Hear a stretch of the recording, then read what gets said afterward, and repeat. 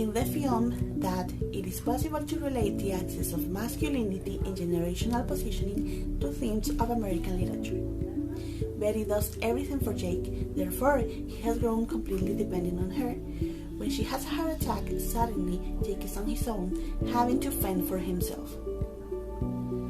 That is related to the theme of isolation, which is the experience and consequences of being isolated from, in this case, activities in which one should be involved. With a sentence of death, Jake takes a new lease on existence and decides to taste joy for the first time in his life. Then he experiences freedom and he starts his search for identity that takes the form of a personal quest.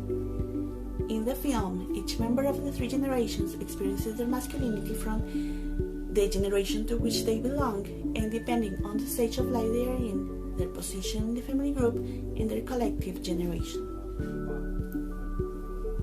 Men have different ideals about fatherhood across generations.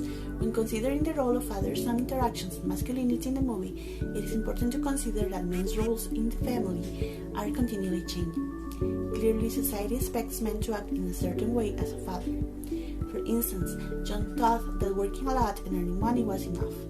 Of course, that affected his relationship with his son.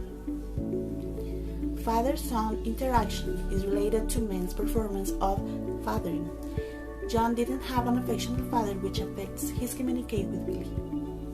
Also, when John finds himself acting as a parent to his parents, he experiences generational intelligence. It means that he is capable of seeing parenthood from his father's perspective, and it helps him to build a better relationship with his own son. Finding his identity as a father, in addition, he develops greater empathy and respect for Jake.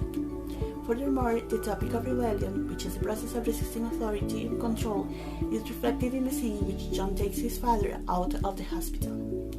Finally, the three generations experience initiation. They discover much of their self through their journey to maturity and awareness.